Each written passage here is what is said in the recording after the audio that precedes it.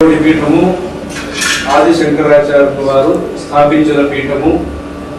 ఆ పీఠములో 69వ ఆచార్యులుగా శ్రీ జయేంద్ర సరస్వతి స్వామి వారు ఉన్నారు. వారికి 1954వ సంవత్సరము శ్రీ చంద్రశేఖర స్వామి వారు సన్యాస ఆశ్రమం ఇచ్చి మహావాక్యము ఉపదేశం చేసి ఈ పీఠంలో ఆచార్యులుగా స్థాపితం చేశారు. గత 50 సంవత్సరముగా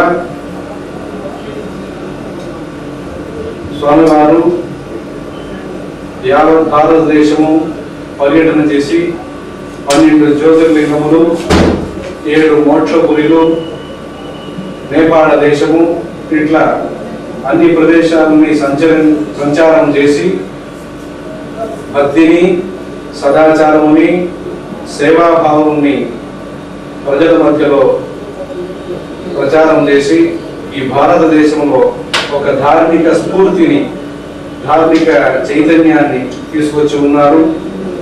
వారు పీఠముకి వచ్చి 50వ సంవత్సరంని పీఠారోహణ స్వర్ణ మహోత్సవంగా భక్తాదులు అందరూ కలిసి ఈ మహోత్సవాన్ని జరపడం ఏర్పాటు జరిగింది. దీంట్లో 22వ తారీఖున దేశవ్యాప్తంగా ప్రజానాయకులు అందరూ కూడా వస్తున్నారు. 23వ తారీఖు కంచిలో ఎలా 50 సంవత్సరం ముందు పరమాచార్యులు వీరికి సన్యాసం ఇచ్చిన కార్యక్రమం జరిగిందో దాన్ని దృష్టిలో పెట్టుకుని అదే విధంగానే కార్యక్రమాలు ఏర్పాటు చేయడం జరిగింది. భక్తాదులు అందరూ కూడా వారి వారి జీవితంలో ఈ విధమైన కార్యక్రమంలో పాల్గొని ప్రజలకనే ఇన్ని కార్యక్రమాలు వీరు చేస్తున్నారు. ఈ విధమైన కార్యక్రమాల్లో అందరూ కూడా పాల్గొని సేవ చేయడానికి ముందుకు రావాలి. వారి సేవ కూడా ఇటీవల ఎంతవరకు మనకు దొరికిందో ఆ విధంగా భవిష్యత్తులో కూడా వారి ఆశీర్వచనం భక్తాదులందరికీ ఉండాలని భగవంతుని ప్రార్థిస్తూ మిమ్మల్ని ఆశీర్వదిస్తున్నాను. పునాదిగా ప్రప్రథమంగా కలియుగ వైకుంఠమైన వెంకటేశ సమోదేవో నభూతో నభవిష్యతి వెంకటాద్రి సమస్థానం బ్రహ్మాండే నాస్తి కించన అని చెప్తున్నారు. మన తిరుపతిలో 20వ తారీఖు ఒక ధర్మ సదస్సు ఏర్పాటు చేయడం జరిగింది. అప్పుడు స్వామివారిని దేవస్థానం తరఫున మర్యాదలతో ఆహ్వానం చేసి దేవస్థానానికి తీసుకెళ్తారు. అక్కడ స్వామివారు వెంకటేశ్వర స్వామికి సేవ చేయడం కూడా పరంపరాగతమైన సేవా కార్యక్రమం కూడా ఉంటుంది. ఈ విధంగా ఈ కార్యక్రమానికి పునాది అక్కడ తిరుపతి నుంచి జరగబోతుంది. ఈ సంవత్సరం కూడా ఈ ఒక సంవత్సరం పూర్తిగా జరగబోతున్నది. పుష్కర సందర్భంలో రాజమండ్రిలో కూడా ఒక ధార్మికమైన అనుష్ఠాన కార్యక్రమం ఏర్పాటు జరగబోతుంది. ఈ మద్రాసులో, చెన్నైలో జరగబోతున్న కార్యక్రమానికి విశ్వంలో ఉండే ఒకే హిందూ రాష్ట్రమైన నేపాళ రాష్ట్రం యొక్క మహారాజులు శ్రీపాన్ సర్కార్ జ్ఞానేంద్ర షాహదేవ్ వారు వారి ధర్మపత్నితో సహా దీంట్లో పాల్గొంటారు. ఆ విధంగానే గృహమంత్రి వారు, ఉప ప్రధానమంత్రి వారు కూడా, అది మాత్రం లేకుండా మహారాష్ట్ర, ఇంకా Sikkim governor, Maharashtra chief minister, ఇంకా అనేక రాష్ట్రం నుంచి ప్రతినిధిత్వం ఈ కార్యక్రమంలో ఉంటుంది.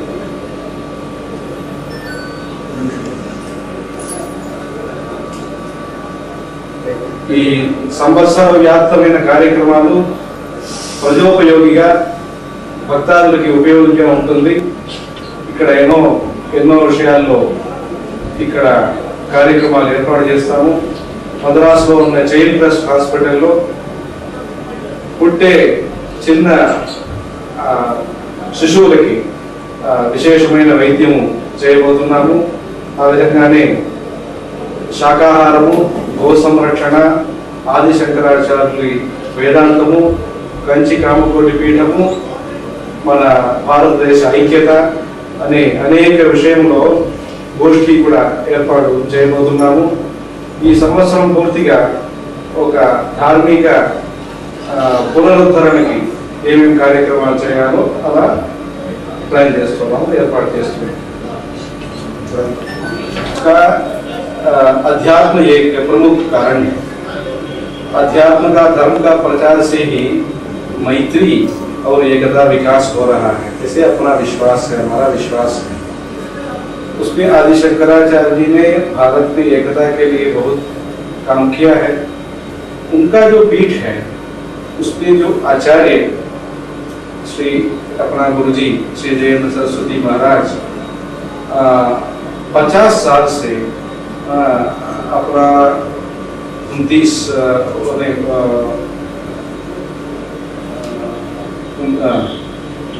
50 साल से पीठ में बहुत काम कार्यक्रम किया है. 50 साल में कम से कम 40 साल उन्होंने यात्रा किया है. कांची में रहना तो बहुत कम समय है. उसमें पदयात्रा के रूप में आज के युग में जो यात्रा है वैसे करके भारत में ग्रामीण जनता के बीच में भी काम किया है, से शहरों में भी काम किया है, धर्म के लिए भी काम किया है, तो समाज में मैत्री के लिए, शांति के लिए भी उन्होंने काम किया है और भी कर रहे हैं. वैसे उनका जो योगदान है भारत का भक्ति का क्षेत्र में, भारत में एकता के क्षेत्र में, भारत में एक अंडरस्टैंडिंग बोलते हैं, समझना और एक व्यक्ति दूसरों को समझना, जैसे वो शांति के क्षेत्र में उनका योगदान तो बहुत रहा है. इसलिए ऐसे महान विभूतियों से ही भारत में एक शांति का वातावरण स्थापित होता है. इसलिए राजनीति के बाहर ऐसे जो कार्यक्रम 50 साल में इतना हुआ है उसको हम कृतज्ञता के रूप में, निवेदन के रूप में ये कार्यक्रम का आयोजन कर रहे हैं. इसलिए इस एक साल में हम कई कार्यक्रम करेंगे. उसमें आम जनता के लिए भी लाभ होगा, मंदिरों का भी मरम्मत वगैरह होगा, और जो एजुकेटेड सर्कल है विद्वानों के क्षेत्र में भी गोष्ठी बनाएंगे, चर्चा वगैरह करेंगे पशु परिपालन में और शाकाहार में, वैसे राष्ट्रीय एकता के बारे में करेंगे. मुद्दा ये है भारत में जो अध्यात्म जागृति चाहिए, आम जनता तक जो अध्यात्म जागृति चाहिए, उसके लिए एक साल में कार्यक्रम बड़ा रूप में करें. इस कार्यक्रम में कई सारे राजनेता मौजूद होंगे.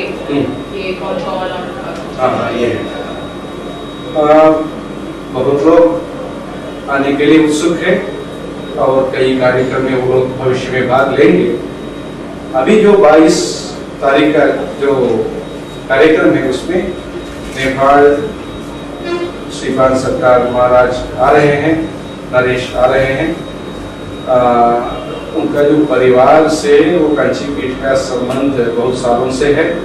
उनका जो भाई थे श्रीपाद सरकार वीरेंद्र शाहदेव महाराज, तो कई बार कांचीपुरम भी आए हैं. महाराष्ट्र भी नेपाल कई बार गए हैं. ऐसे निकट संबंध रहा है, ये आ रहे हैं और रानी के साथ आ रहे हैं. वैसे ही उप प्रधानमंत्री जी आ रहे हैं और महाराष्ट्र के मुख्यमंत्री जी आ रहे हैं, सिक्किम के गवर्नर और मिजोरम के गवर्नर. और अभी तो बजट सेशन चल रहा है, इसलिए बहुत लोग, प्रमुख लोग आने का अभी समय कम होता है. इसलिए उनको प्रतिनिधित्व करते हुए मंत्रिमंडल से, हर स्टेट से अधिकारी या मंत्री लोग आए थे.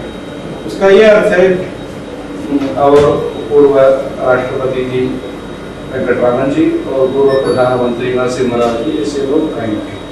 इसलिए उसका ये अर्थ होता है देश के विभिन्न क्षेत्रों में भी जिन्होंने प्रजा के सेवा में जो लोग भाग लेते हैं आप रहते हैं वो सब नजर आ रहे हैं।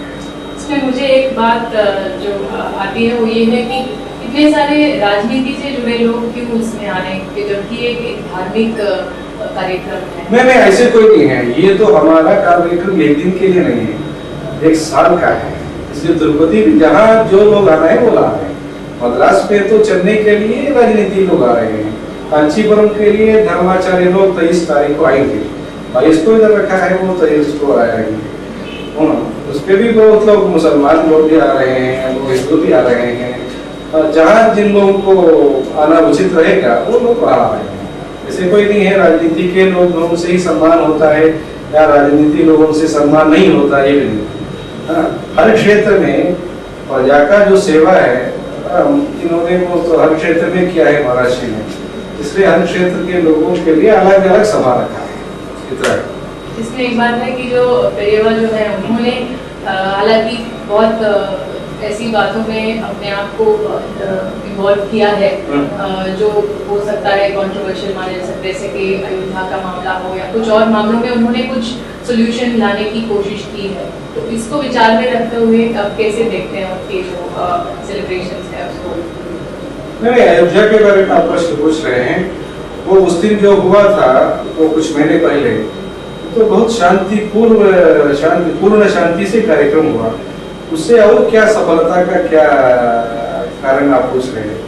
वो विफल नहीं, कुछ लोग कहते हैं विफल हो गया, उनका जो मेहनत है, उनका जो प्रयत्न है, उनका जो कोशिश है वो तो विफल हो गया, इसी भी एक बात है। कुछ लोग देखते हैं, ऐसे तो नहीं है। जो उन्होंने जो मेहनत किया उससे वहाँ कभी भी ऐसे पहले शांतिपूर्व कार्यक्रम नहीं हुआ, इतना शांतिपूर्व वहाँ शिलान्यास का कार्यक्रम हुआ था। इसलिए और क्या सफलता का और क्या पूछ रहे हैं? मेरे पूछने का मतलब था कि उन्होंने एक हाई प्रोफाइल जो है रुख अपनाया है, जैसे कि नेशनल लेवल पर उनको कई और मामलों से सिर्फ धार्मिक ही नहीं बल्कि लोग उनको एक मीडिएटर के नाते उनको जानते थे, पहचानते थे। तो इसके नाते इस सेलिब्रेशंस को कितने मुख्य के साथ आप नहीं वो ये तो आज का अभी तो 3 महीने का 4 महीने का पूछ रहे हैं। हम लोग तो लगता है हम तो 50 साल से हम देख रहे हैं, ये 2500 वर्ष से ये इस परंपरा को हम देख रहे हैं। इसलिए तो हम तो वो प्रजा के दृष्टि से हम देखते हैं। हम तो क्या है, इन्होंने 1970 से 1980 तक यात्रा किया है और कोई महाराज अभी तक नहीं किया। इसलिए क्या है, उनका जो 40 साल में भारतवर्ष में जो भ्रमण है, उसमें शीत में और कई कठिनाइयों को देखते हुए सामने करते हुए भी उन्होंने जो यात्रा किया है उसको हम देखते हैं। इसलिए तो धार्मिक अनुष्ठान के लिए और संस्कृति का विकास के लिए इन्होंने जितना काम अभी तक कर रहे हैं अभी और भी करेंगे, उसको देखते हुए ये सम्मान कार्यक्रम है। ये तो एक दिन का कार्यक्रम तो हम ये नहीं देखते 22 तारीख को। ये तो राजनीति के लोगों के लिए बहुत प्रचार आप लोग देते हैं, आप बहुत प्रचार करते हैं। आप भी आइए, 23 तारीख को आइए, वहाँ जो सभा कार्यक्रम है आप चलने के बाद आप आइए, हम स्वागत करेंगे, उस पर कोई बात नहीं। स्वामी ने अयोध्या प्रॉब्लम को सुलझाने के लिए काफी मेहनत की थी। क्या आपको लगता है कि आपने ये जो दिखी खुदाई चल रही है उसके बाद एक परमानेंट सॉल्यूशन निकल जाएगा अयोध्या प्रॉब्लम का? नहीं, ये दूसरा चीज है। अयोध्या का जो विषय है दूसरा है, ये महाराज का सम्मान का कार्यक्रम है। काफी मेहनत की थी उसके लिए उन्होंने, तो क्या इस प्रॉब्लम को सुलझाने के लिए बात करेंगे। इस प्रॉब्लम को सुलझाने के लिए उन्होंने काफी मेहनत की थी, काफी मीडिएटर क्या बहुत सारे लोगों से मिले। अब आपको लगता है कि इस साल ये सॉल्यूशन निकल जाएगा इस प्रॉब्लम का? ऐसा ये तो समय का बात है, समय का बात है, वो अवसर का बात है, वातावरण का बात है। ये तो जो अभी तक किया वो उसमें सफलता मिली, मेरा विचार है। ये है, वो विफल हो गया, वो अनसक्सेसफुल हो गया, ये तो गलत है। ये तो गलत है। वहाँ कुछ गोली कुछ नहीं हुआ उस दिन दिन में, गोली नहीं चलाया, आंदोलन नहीं हुआ, उसको आप लोगों ने प्रोजेक्ट नहीं किया मीडिया ने। ये आपका गलत है। इसलिए तो मेरा दृष्टि से वो सफलता हुआ। ये जो खुदाई करने के उसके आप विचार में है क्या ये सही बात है खुदाई करना वहाँ पर? खोदकर मंदिर ढूंढना सही बात है क्या? खुदाई करके मंदिर ढूंढना, अभी वहाँ मंदिर खोज रहे हैं, तो ये सही कुछ बात है? विषयों को खुदाई नहीं करना चाहिए। तो अयोध्या में जो खुदाई चल रही है गलत है? नहीं, उस समय पर कुछ विषयों को खुदाई नहीं करना चाहिए। इस विषय पर खुदाई नहीं करनी चाहिए। क्या नाम?